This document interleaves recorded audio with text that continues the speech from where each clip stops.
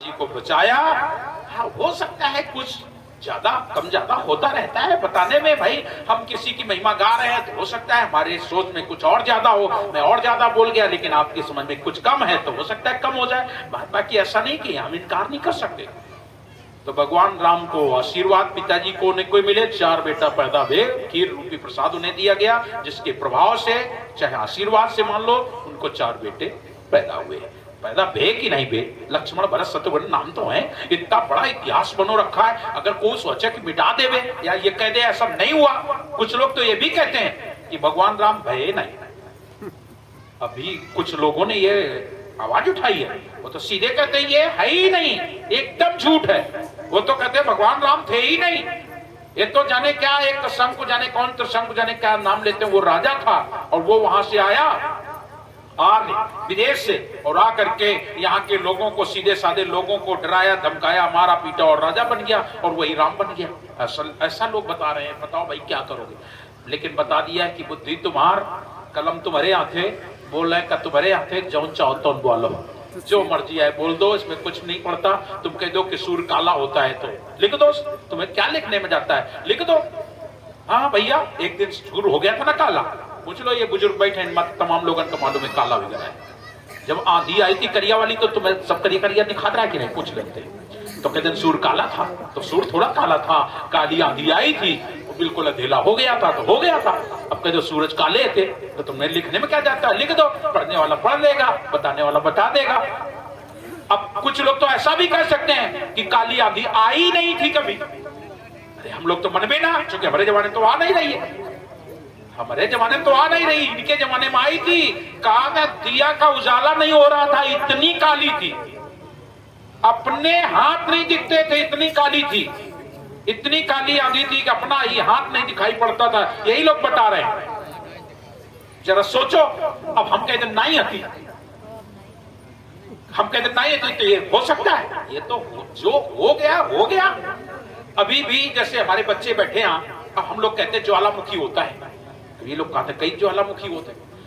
अब हमने तो सुना है कि ज्वालामुखी होता है, बड़ा सा लावा निकलता है, एकदम लावा निकलता है। अब ये कहीं लावा का चीज होता है, लावा बने तो खीले होती, लावा बने तो लैया होती, लेकिन लावा का मतलब होता है पिघला हुआ पदार्थ, पृथ्वी से निकलता है, बहता है, उसमें सोना चांदी अभ्रक शीशा सब कुछ निकलता है, नीचे से निकलता है। अब जिन बच्चों ने नहीं देखा हुए बेचारे काज नहीं है, लेकिन इतिहासकार ने तो लिख दिया ऐसा होता है। अब ये कह दे ना ये सब झूठी बात है, नहीं है, तो ये कह दे तो नहीं है तो नहीं है, और कह दिया जिसने लिख दिया उसने तो लिख दिया, कुछ सोच के समझ के कुछ लिखा होगा। लेकिन अब क्या कहोगे, जिसने जितना जाना है बस उसने उतना माना है। तो भगवान राम को खीर खा के बताते हैं, वो बात हमने सुनी। दूसरी बात, माता सीता से एक बेटा पैदा हुआ जिसका नाम था लव, वाल्मीकि के आश्रम में पैदा हुआ। दूसरा बेटा कुश। एक दिन माता सीता जा रही थी गंगा नहाने, वो बेटा पीछे पीछे जाने लगा, वो सो रहा था। माता सीता बोली गुरुजी लड़का सो रहा हो, तन देखे रहे हो, हम गंगा नहाया। बोले जाओ। अब माता सीता चली गई गंगा नहान, लड़को पीछे पीछे चलोगा। वाल्मीकि जी देखें लड़का नहीं है, और माता सीता का बताइबे, और लड़का अगर ना मिले तो परेशान, वैसे परिवार से परेशान, और दूसरे लड़को अगर गायब होगा तो परेशानी हो जाए। माता सीता के आने से पहले कहते हैं उन्होंने एक कुशेला लिया, उसकी गांठ बना के रखा और उड़ा के, और अपने आशीर्वाद से एक बेटा पैदा किया, अपने तपबल से, अपने तपोबल से एक बेटा पैदा किया। और जब माता सीता आई तो लड़को साथ है, तब दूसरा देखे नरे यो कहां से आ गया, तब बोले तो दू ही गया, जो हो गया सो हो गया, तो उसका नाम रखा गया कुश। बात हती बात तो नहीं हटी, और बिना बाप के लड़का माथारी घरे नहीं हती। सोच लो, ये कुछ पैदा हो गया इस तरीके से। जरा ध्यान दीजिए मेरी बातों का, आप इनकार करो खूब, मैं देखिए आपके पास खोपड़ी है, खाते हो आप भी, आप अपने तरीके से सोचो, हम अपने तरीके से सोच रहे हैं। हनुमान जी का जन्म हुआ, भगवान शंकर का वीर सप्तऋषियों के हाथ में है। सप्तऋषियों से कहा गया इसे स्थापित करो। इधर माता अंजनी को श्राप हो गया, तुम्हारे कुंवारे बेटा पैदा होगा। सप्तऋषि अंजनी के पास गए और अंजनी से कहा क्या कर रही हो, तपस्या गुरु किया है नहीं किया है। वो कहते वीर, अंजनी से कहा नाम सुन लो, नाम के बाहरे कान के माध्यम से उस वीर को स्थापित किया, उससे पैदा हुए हनुमान। जो लिखा है ग्रंथों में, झूठी और सच्ची तुम जानो। कान से वीर डाल के हनुमान पैदा हो गए। हनुमान जी का एक बेटा है जो पसीना से मछली निकल गई पसीना, उससे मकर ध्वज पैदा हुए। इसके बाद और आगे देखेंगे, दूसरे एक बेटा, एक सप्तऋषि थे, उन्होंने दूध गर्मा के रखा, मेढकी वहां बैठी थी, सप्तऋषि कहीं निकल गए, तब तक सर्प आया, सर्प दूध में गिर गया, दूध पीने का चक्कर। मेढकी देखती रही, बोले अगर साधु को न पी ली तो मर जाए। वो बैठी रही, जब से सप्तऋषि आए वो मेढकी उछली, दूध में गिर गई। बोले इसने तो मेरा सारा दूध खराब कर दिया, सारा दूध खराब कर दिया। फेंक दो भाई। दूध फेंका गया तो उसमें सर्प निकला। जब सर्प निकला तो बोले इसने मेरी जान बचाई, इसकी जान हम बचाएंगे। सातों ऋषियों ने उसको रखा और अपने तप बल से उसको, आत्मा को, उसकी जैसा भी जो भी किया हो, आखिरकार उससे एक कन्या पैदा हुई जिसका नाम पड़ा मंदोदरी। वह बिटिया वनरान लाग, बिटिया को सयानी हुई। जब सयानी भई, नाम पड़ा मंदोदरी, कुछ लोग मंदोवर कहते, कुछ मंदोदरी कहते, वो पैदा हुई। इसके बाद में प्रिय सज्जनों, वह लड़की चौका बर्तन करो कर है, कपड़ा धो कर है। एक दिन एक महात्मा जी को स्वप्न दोष हो गया, कपड़ा धोने गई, उसने दांत से उस वीर को छुटा दिया, वो लड़की गर्भवती हो गई। सातों ऋषि लड़े जाएं, ये पाप किसने किया, लेकिन किसने किया होता तो बताता, कैसे क्या हुआ। आखिरकार वो 9 महीने पूर्ण हो गए, 10वां आ गया, बच्चा जन्म होने का समय। सारे संत बड़बड़ाने लगे, क्या करें, बड़ी बेइज्जती वाली बात है। तब तक रावण आया और रावण ने देखा, अरे इतनी सुंदर कन्या और संतों के पास, आवाज लगाई, हे ऋषियों ये कन्या मैं ले जाऊंगा। सातों बोले जल्दी महाराज, जल्दी ले जाओ। तुरंत वो कन्या उनको दे दी गई। और जब वो चली तो मंदोदरी सोचने लगी, इतना बड़ा रावण और इन संतों का अपमान हो जाएगा, बदनामी हो जाएगी, जबकि इनका कोई दोष नहीं है। प्रियजनों क्या हुआ? मंदोदरी बोली, रावण मैंने सुना है कि तुम्हारे गर्जने से गर्भ गिर जाते हैं। बोले गिर तो जाते हैं। बोले गर्जो, मैं सुनूंगा। तो बोले गर्जन, बोले राजन तो तनक अलग बैठ जान, तब गर्ज दो। बोले आओ। जाके एक पेड़ के झाड़ी के पीछे बैठ गई और जैसे उसने आवाज लगाई, गर्जना की, वहां एक बेटा पैदा हुआ जिसका नाम पड़ा अंगद। और वो अंगद को उठा के ले गया सुग्रीव, सुग्रीव उठा के ले गया। उसने वहां पाला पोसा और इधर मंदोदरी को ले आया घर। वहां पर एक कहावत बनी, माथारी के बियाव लड़कवा की छठी, काव विधाता कैसी रची। ये हो गया। इधर माता सीता के बारे में आप लोगों ने कक्षा 3 की किताब में पढ़ा होगा। राजा जनक की राज में सूखा पड़ गया, बड़े बड़े ज्योतिषी विद्वान बुलवाए गए, पानी नहीं बरस रहा, पानी नहीं बरस रहा, कैसे बरसेगा। तो लोगों ने बताया कि राजा रानी मिलकर अगर सोने का हल चलाएं तो पानी बरसेगा। राजा जनक ने सोने का हल बनवाया और दोनों लोगों ने मिलकर के हल का कर्षण किया। हल का फल टकरा करके एक घड़े से टकराया, उस घड़े से एक लड़की निकली जिसका नाम पड़ा सीता। आप लोगों ने पढ़ा है। भले ही वो सीता कैसे आई, कहां से आई, कुछ लोग बताते हैं कि वो संतों का ब्लड था, उसको मंदोदरी पी गई थी, कुछ लोग कहते हैं, कुछ लोग कहते हैं ऐसे ही काट दिया गया था। जो भी हो वो आप लोग जानो, लेकिन हल चलाने के बाद वो पैदा हुई। यहाँ तक कि शादी संबंध में ये बात भी आई। जब रामचंद्र जी की विवाह हुआ, जब पहुंचे जाकर के राजा जनक के यहाँ चारों भाई, तो माताओं ने, बहनों ने मजाक भी किया।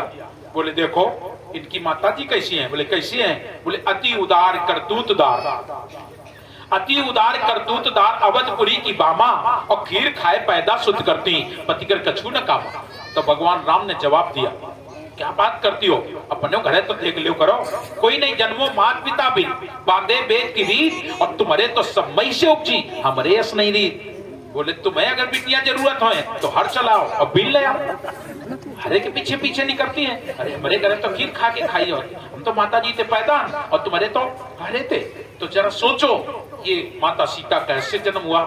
ऐसे तमाम कपिल, ये जो सिंह ऋषि, ये राजा शांतन सिंहार से, लोमस ऋषि लोमड़ी से, गोरखनाथ जी गोरक्ष केवल आशीर्वाद हुआ और क्या नाम गोबर से उनका उद्भव हुआ, ऐसा बताते हैं। गौशाला में उनका जन्म हुआ। एक नहीं कितने मैं आपको बताऊं, पाराशर ऋषि का वीर मछली निकल गई, मछोदरी पैदा हुई, मछोदरी से फिर व्यास पैदा हुए और व्यास ने केवल दृष्टि डाली, मात्र दृष्टि डाली। 3 स्त्रियां थी, उनसे 3 पुत्र पैदा हुए, एक से पांडु, एक से धृतराष्ट्र और एक से ये विदुर, ये 3 पैदा हुए। जरा ये ऐसा इतिहास हमारे इतिहास है। अब उसमें सच और झूठ पर मैं इसलिए नहीं जानता कि हजारों साल पुराना ये इतिहास है, आज नहीं लिखा गया, हजारों साल पुराना इतिहास लिखा गया। अब क्या सच है क्या झूठ है आज तुम कह रहे हो अपनी दशा को देख के। अगर आज लगाओगे तो मैं आज भी कहता हूं, फिर आज ही मानो कि जो पूछ थी तो तुम्हारे कहे नहीं है, बस हमें इतना बताओ कैसे चली गई।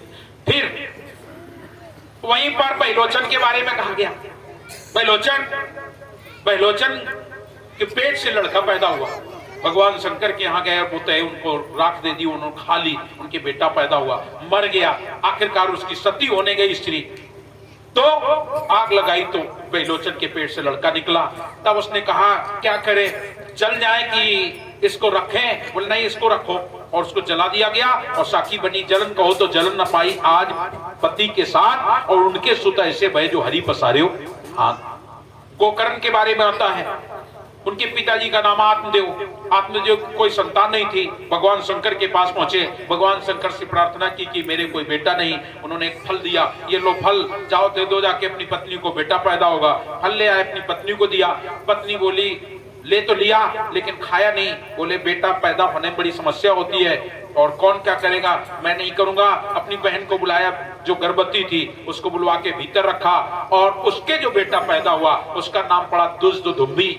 वो प्रेत हुआ मर के, और वो जो फल था गाय को दे दिया, उससे बच्चा पैदा हुआ, उसका नाम पड़ा गोकर्ण। मैं आपसे निवेदन करता हूं, मैं बिल्कुल आप सबसे निवेदन करता हूं, मानना ना मानना ये आपकी बात है, मैं किसी से जबरदस्ती मनवा नहीं रहा हूं, क्योंकि जो शास्त्रों में लिखा, मैं बात इसलिए ये बात कह रहा हूं कि ये इतिहासकारों ने ये सब लिखा है, इतिहासकारों ने लिखा है। लेकिन अब आ गया नंबर सदगुरु कबीर साहब का। तो सदगुरु कबीर साहब कमल के पुष्प पर प्रकट हुए। अब क्या कहोगे, गगन मंडल से उतरे सदगुरु पुरुष कबीर, जलज माई पूर्ण किए सब पीरों के पीर। साहब कबीर समय अरुणोदय के प्रभात विमल जल बीच पुरैन के पार, औतरे बाल रूप मृदुगात देख सुंदरता काम लजात, परम मनोहर रूप अति शोभा वर्णन जाए, उपमा को त्रिलोक में जो कोई देव लाए, मानो उदय भयो तम चीर और प्रगट भय सदगुरु सत्य कबीर। आप बताओ, सुबह ज्येष्ठ पूर्णिमा के दिन आकाश से एक प्रकाश के माध्यम से आके कमल के पुष्प पर प्रकट हुए सदगुरु कबीर साहब। अब का इनकार करो, अब या तो इनको भी इनकार करो, क्या ऐसा हो सकता है? तो कुछ लोग कहते हैं हो सकता है, और कुछ लोग कहते हैं नहीं हो सकता है।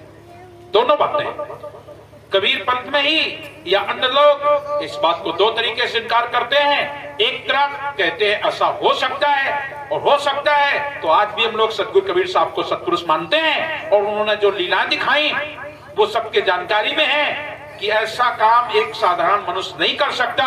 कबीर भट्ट की भी तुम्हें चर्चा सुनाई। इसके अलावा और तमाम बातें मैं आपको कई बार बता चुका हूं। राजा बंग को सामने समझाया, इब्राहिम को 17 बार समझाया, दासी बन करके उनके पलंग को सजा करके उनके पास गए, उनको समझाया, ना जाने कितने सदगुरु कबीर साहब इस संसार में आए। और आज एक प्रमाण है, मगहर में जाओ दोनों मिलेंगे, एक तरफ मंदिर और एक तरफ मस्जिद। उनके जाने के बाद शरीर नहीं मिला। क्यों नहीं मिला? क्योंकि फूल से होके प्रकट फूल आखिर हो गए। जब फूल से प्रकट हुए फूल आखिर हो गए तो दोनों लोगों ने बांटे, एक ने मंदिर एक ने मस्जिद बनाया। अब आप कह दो मैं नहीं मानता, तो भाई जबरदस्ती तो मैं नहीं कहता कि तुम मान लो। अगर कहते हो नहीं मानते हो तो ये नहीं मानते हो, तो फिर उधर भी नहीं मानते हो, नहीं मानते तो नहीं मानते, और मानते हैं तो मानते हैं। हम मानते हैं कि ईश्वर सब कुछ कर सकता है, ईश्वर इतना कर सकता है, इतना कर सकता है कि आज के समय में अभी अभी मैंने एक दिन सुना नहीं देखा, एक माता जी को 6 बच्चे पैदा हुए साथ। कौन सा भगवान को उसके बनाने गया था, तुम मुझे बताओ, कौन गया था? कौन सा वैज्ञानिक आदमी है जो बता सकेगा? 6 बच्चे, और वो 6 बच्चे जिंदा, ये भी नहीं मर गए, और 6 बच्चे जिंदा रहे, मशीन में रखे गए, 4-6 घंटे जिंदा रहे। इसके बाद उनकी मृत्यु हुई, धीरे धीरे एक एक करके वो सभी मर गए। कौन बनाएगा? आज भी माताओं के अंदर 2 बच्चे पैदा होते हैं, कभी कभी जुड़वा में बेटा बेटा होता है, कौन बेटी बेटी हो, कौन बेटा हो बेटी तू ही हो। बताओ मुझे कौन सी विज्ञान ऐसी है जो ऐसा कर सकती है? अगर विज्ञान कर सकती है तो तमाम हमारे माताएं बहनें बैठी हैं जिनको संतान नहीं है, विज्ञान क्यों नहीं दे देती है? दे दे भाई, विज्ञान के पास अगर सामर्थ्य है तो हमारे पास एक नहीं तमाम माताएं हैं जिनके पास संतान नहीं है और ना जाने कितनी दवाई करवा चुकी हैं, ना जाने कितने वो जा बहेगा, सब कुछ दे दो बेटा। विज्ञान अगर सब कुछ कर सकती तो दे दो ना, और उनको रोक लो जिनके यहां 2 बच्चे पैदा होते हैं, क्यों भाई रोक लेगा? इसलिए हमारे यहां साहब कबीर ने एक भजन में गाया है, अब्दू कुदरत की गतन्यारी, अब्दू कुदरत की गतन्यारी, रंग नवाज करे वो राजा भूपति करे भिखारी, अब्दू कुदरत की गतन्यारी। जो कुदरत की गति है वो अलग है। अब्दू कुदरत की गतन्यारी, अब्दू कुदरत की गतन्यारी, रंग नवाज करे वो राजा भूपति करे भिखारी। जो राजा हैं वो गरीब हो गए हैं और जो गरीब हैं वो राजा हो गए हैं कि नहीं हो गए हैं कि नहीं? साहब कबीर इतना ही नहीं कहते हैं, पंगा मेर सुमेर उलंगे, त्रिभुवन मुक्ता डोले, गूंगा ज्ञान विज्ञान प्रकाशे, अनाहत वाणी बोले, अब्दू कुदरत की गत न्यारी। जरा सोचो कुदरत की गत कैसी है? पंगा मेर सुमेर उलंगे, लंगड़ा चला जाता है, पर्वत पर चढ़ जाता है, त्रिभुवन मुक्ता डोले, गूंगा ज्ञान विज्ञान प्रकाश है। ऐसे तमाम लोग हैं जो पढ़े लिखे नहीं, महाकवि कालिदास जैसे लोग जो स्कूल नहीं गए और कितना बड़ा उन्होंने संस्कृत में इतिहास लिख दिया, एक नहीं जाने कितने लोग। साहब कबीर कहते हैं अब्दू कुदरत की गतन्यारी। जो अब्दू है, अब्दू कहते हैं साहब संतों को, कुदरत की गतन्यारी। जो कुदरत है वो एक अलग है। कुदरत के पीछे हम लोग कभी भी विवाद नहीं कर सकते। सदगुरु कबीर साहब उस बात को स्पष्ट करते हुए कहते हैं जरा सोच लो समझ लो, परमात्मा के आगे किसी का बस नहीं चलता। कोई युवावस्था में खत्म हो जाता है तो कोई बूढ़े पर खत्म होता है। डॉक्टर लोग बैठे रहते हैं, देखते रहते हैं, कोई बीमारी नहीं, कुछ नहीं, आखिर का अटैक पड़ेगा, अटैक पड़ेगा। कहां अटैक पड़ेगा बताओ, कहां अटैक देगा? अब नीचे बता रहे हैं, हंस रहे हैं, थोड़ी देर बाद अटैक। डॉक्टर ने केवल इतना कहा अटैक पड़ गया। क्या अटैक पड़ गया? बोले जो हार्ट है उसको ब्लड नहीं पहुंच रहा, बस इतनी तो बात बताए। लेकिन निकल गया। अगर तुम्हारे में सामर्थ्य है तो उसको जिंदा कर लो, अभी तो जवान है ना, अभी तो जवान है। अरे डॉक्टरों की बात छोड़ दो, आज के हमारे बच्चे 10 साल 12 साल के बच्चों को डायबिटीज हो रही है, कैंसर हो रहा है। लोग अक्सर ये कहते हैं ऐसे कैंसर वैसे, अरे ऐसे निर्दोष लोगों को कैंसर हो रहा है, क्यों हो रहा है? अब्दू कुदरत की गतन्यारी, अब्दू कुदरत की गतन्यारी, रंग निवाज करे वो राजा भूपत करे भिखारी। और फिर कहते हैं एते लौंग फूल नहीं लागे, चंदन फूल न फूला, मत्स्य शिकारी रंगे जंगल में, सिंह समुद्र झूला, अब्दू कुदरत की गतन्यारी। कैसी कुदरत की गति न्यारी है? शेर समुद्र में चला जाता है, देखा है, जाता है। लौंग में फूल नहीं, फल नहीं लगता है, चंदन में फूल नहीं लगता, ये कुदरत की गति है, ये कुदरत की गति न्यारी है। रेणा रूप है मलियागिर के पास चाहे जो चला जाए, सभी के सभी, कोई भी वृक्ष हो, मलियागिर के पास जो आया सब चंदन, लेकिन उसमें बांस नहीं होता। देखिए एक बड़ी विशेषता, मलियागिर के पास अगर बांस का पौधा है वो चंदन नहीं होगा, वही पास में है, लेकिन अन्य वृक्ष सभी चंदन। सभी है कुदरत की गति न्यारी की नहीं? तो रेणा रूप है मलियागिर, 14 फूटी भाषा और 3 लोग ब्रह्मांड खान में, अंधा देख तमाशा, अब्दू कुदरत की गत न्यारी। पंगा मेर सुमेर उलंगे, त्रिभुवन मुक्ता डोले, गूंगा ज्ञान विज्ञान प्रकाशे, अनाहत वाणी बोले, अब्दू कुदरत की गत न्यारी, अब्दू कुदरत की गत न्यारी। आकाश बांध पताल पठावे, स्वर्ग शेष पर राजे, और कहें कबीर राम है राजा, जो कुछ करे सो छा जाए। निरंजन क्या करना चाहता है वो जाने, उसका काम जाने, इसलिए तो नाम सुमर जग लड़ने दे, कोरा कागज काली स्याही लिखत पढ़त वाको पढ़ने दे, तो नाम सुमर जग लड़ने दे। तो सदगुरु कबीर साहब 1455 में काशी लहर तालाब में ज्येष्ठ पूर्णिमा के दिन समय अरुणोदय के प्रभात, विमल जल बिच पुरैन के बाद, अवतरे बाल रूप नगात, देख सुंदरता काम लजात, परम मनोहर रूपति शोभा वर्ण न जाए, उपमा कहीं त्रिलोक में जो कोई देव लाए, मानो उदय भयो तमचीर और प्रगट भय सदगुरु सत्य कबीर। सदगुरु कबीर साहब का आगमन 1455 में काशी लहर तालाब में हुआ और आकर के उन्होंने अपनी बाल लीलाएं दिखाई। लोगों को बाल लीलाएं कहते हैं, बाल लीलाएं दिखाई, बाल लीला नहीं दिखाई। जिसके अंदर जैसा विवेक था उसको वैसा करके उसको मोड़ा अपनी ओर, आकर्षित। लीला दिखाने का मतलब क्या होता है? लीला दिखाने का मतलब नाटक नहीं, उन्होंने जिसको भी अपना सत्य ज्ञान दिया, अगर वो सीधे मानेगा तो सीधे, नहीं तो घुमा के उसको बताना है कि सत्य ये है, वही लीलाएं हो गई हैं, उन्हीं को हम लोग लीला कहते हैं। जैसे कि परमात्मा का नाम रखना, साहब कबीर का भी नाम रखने के लिए लोग आए, पंडित मौलवी काजी सब आए, हिंदू का आदरा है हिंदू बना ले, मुसलमान का है मुसलमान, दोनों आए, लेकिन दोनों लोग देखते हैं तो एक ही नाम निकलता है, एक ही नाम निकलता है, काजी मुल्ला मौलवी सब आए, लेकिन देखा तो कबीर नाम के अलावा कुछ नहीं पाया। अब बताओ ये कौन कर सकता है? जो ढूंढे तो तब आखिरकार क्या हुआ, सारे लोग कहते रहे ऐसा नहीं होना चाहिए, एक गरीब आदमी के नाम कबीर नहीं हो सकता, वो कहते कबीर नाम खुदा का, वो कहते कबीर नाम भगवान का। अब बताओ दोनों लड़ रहे, नहीं होना चाहिए, लेकिन प्रिय सज्जनों साहब को आखिरकार कबीर नाम से बुलाना पड़ गया।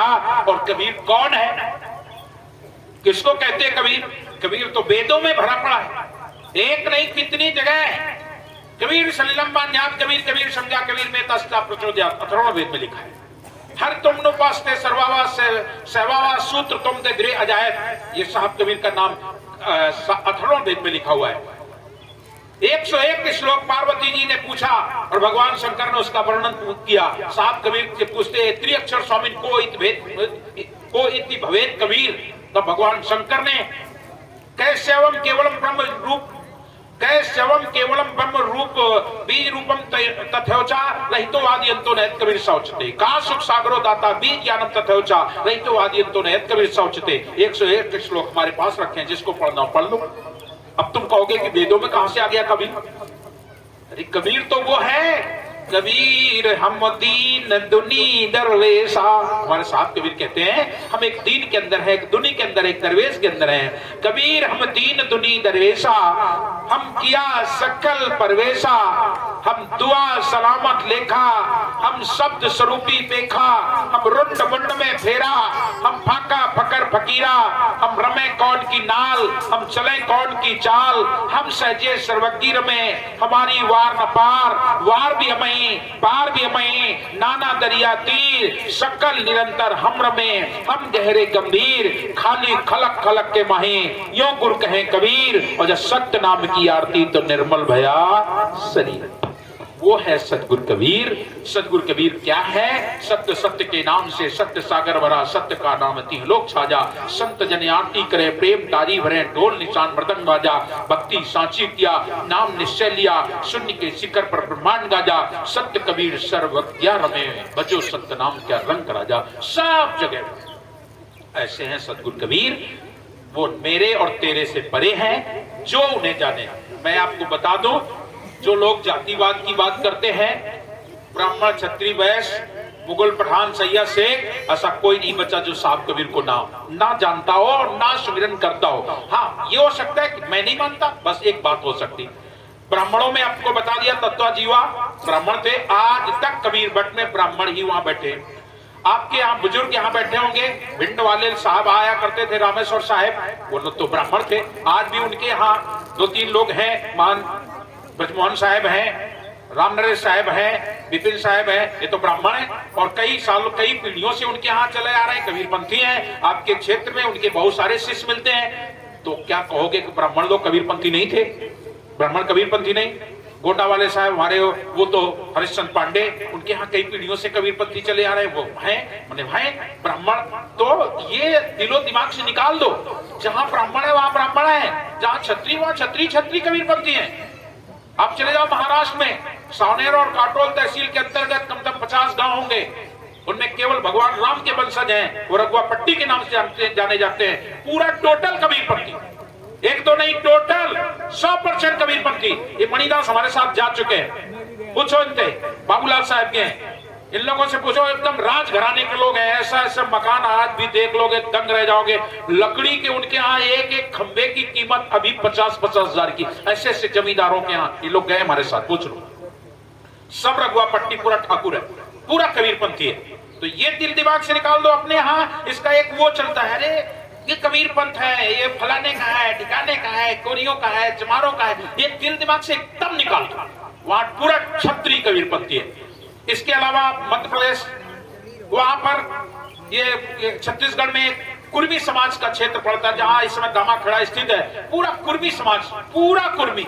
और अपने यहाँ कुर्मी से कह दो तो वो तो मुंह घुमा के चल देता है। और वहां पूरा टोटल केवल सिकरौट कुर्मी पूरा का पूरा कबीरपंथी है। अभी उपनाम साहब का जो मेला होता है पूरा कुर्मी समाज के लोग ही करते हैं, साहू समाज और कुर्मी समाज। वहां साहू समाज बहुत ज्यादा कबीरपंथी है। मैं आपको बता दूं, इतना गभेल समाज, धनी धर्मदास जी साहब को सौदन बैस थे, आज उनका 45 का वरदान चल रहा है, पूरा चल ही रहा है। तो सौदन बैस परिवार थे धर्मदास साहब को साहब कबीर वरदान दे के गए। पूरा बैस परिवार जुड़ा हुआ है, आज भी उनके वंशजों को गोस्वामी कहते हैं। पूरा का पूरा बैस है, चला आ रहा है तो चला आ रहा है।